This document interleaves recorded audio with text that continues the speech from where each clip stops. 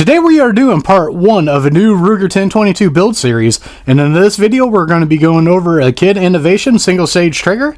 That's coming up next year on Jesse B Outdoors.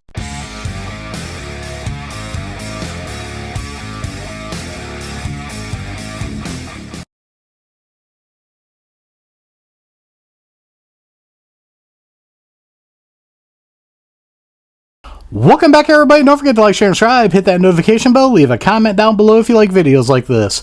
First off, I'd like to thank KIDD Innovation for sending this trigger out. I told them I was going to do a Ruger 1022 build and seeing if they wanted to send anything out for videos to be done on, and they said sure. They sent 2 things out. The first thing they sent out was this single stage trigger. So what I'm going to do is I'm going to grab the rifle and show you what we're doing first and working with, and then we're going to take this over to the table, unbox it, tell you all the features about it, and then we're going to actually compare it to the factory Ruger 1022 trigger in this video. Now the way this series is going to work out is we're going to keep adding parts and videos, and it's going to be like a little tabletop review, and then at the end when it's all together we'll take it outside and shoot it and see what we think. So let's get started. Now for what we're starting off the video with is just a base model Ruger 1022. You guys have already seen a video on it. If not, I'll leave a card up above. This I snagged for 200 beans from a local farm store. Now it does have a different stock on it right now. This stock is actually a Hogue stock, but this is not staying on there.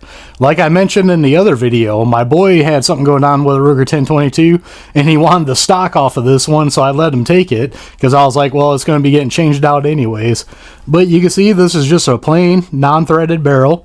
What we're using in this is a Red Wing optic here, and this is a 6-24 optic. I don't know if this is going to be the one that's staying on here, but it's the only one I had free for this video.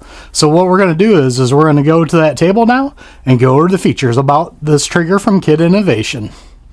Now let's open this up and see what all we got in this thing. I have never had a single stage trigger in a Ruger 1022, so I'm really excited about this. I've only used one in a AR-15. We're actually going to take the trigger assembly out, put it over here. We have got a KIDD sticker on here. Got some tools right here to work on it. It comes with an extended mag release, which I'm going to leave on it, but they do come with a short one just in case you guys want this one. So that's nice. They give you both options on it. Do not dry fire outside of the action. I'm glad they put that in there. Now that's everything that this comes with. So now I want to take a good look at it, and the finish and everything looks awesome on this. Basically right there is the KIDD laser etched on it. So let's go over some of the features about it. They have a few different color options for this trigger. They have all black, silver, black and silver as you see here, and then reverse silver and black. This comes right from the factory with an auto bolt release. It comes with the option of a long magazine release or a short magazine release. It comes with a stainless steel mag latch plunger. It has a wire EDM hammer, shear, and disconnect, and a CNC machine from a piece of billet aluminum. Now what I want to do is get a trigger pull on the factory trigger system here. As you can see, the bolt is open and there's nothing in the chamber. There is no magazine in this.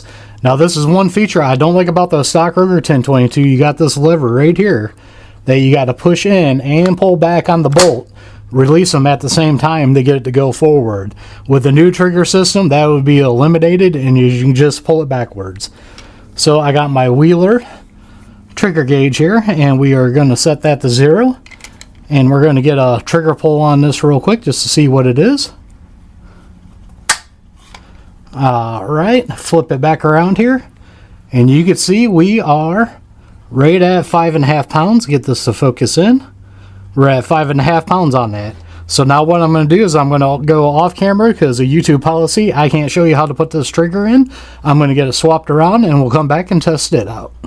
Now before I put this all back together, what I want to do is tell you guys the fitment of the pins in this is a lot tighter than the factory one. And this thing is in here solid. There is no side to side movement, no front to back movement. Very solid piece. I'll be right back after I get the stock on. Now this is a very good looking piece. I like this color combo of the silver and black. Actually, with the stock I got for this, the stock was further down the road, let's say, than when I got this. So I don't know if it's going to match the stock real well, but I really like the looks of it. So now, like I said, this is adjustable from 1.5 to 5 pounds. So we got our trigger gauge back set to 0 here. I have no clue what this is set at from the factory, so we're going to find out together. All right. And I don't even think my gauge moved. It might be so light that this ain't going to pick it up. Let's try that again here. All right. We are set back to 0. Give it a pull again here. All right. We do have a reading that time. And we can see right here, get this to focus in a little bit better. We are just shy or right at 2 pounds on that. I think I'm going to leave it right there and try it out on that when we take it outside after we get it all put together. But let's go back up on top so I can tell you my thoughts on it. Alright, so now I want to give you my initial thoughts on it. So once again, I'm going to make sure it's clear here because I'm actually going to put my finger on the trigger here, and I am left-handed, so I'm doing it this way. But man, you just barely, I mean, you just sneeze. There is no creep or anything at all. Reset on that. Right there. I mean, my finger barely even moved. This thing has probably got 2 purposes. Target shooting, or if you want to shoot fast, this is going to be a nice trigger for it. Now, the next thing I want to do is grab a magazine and check out this release.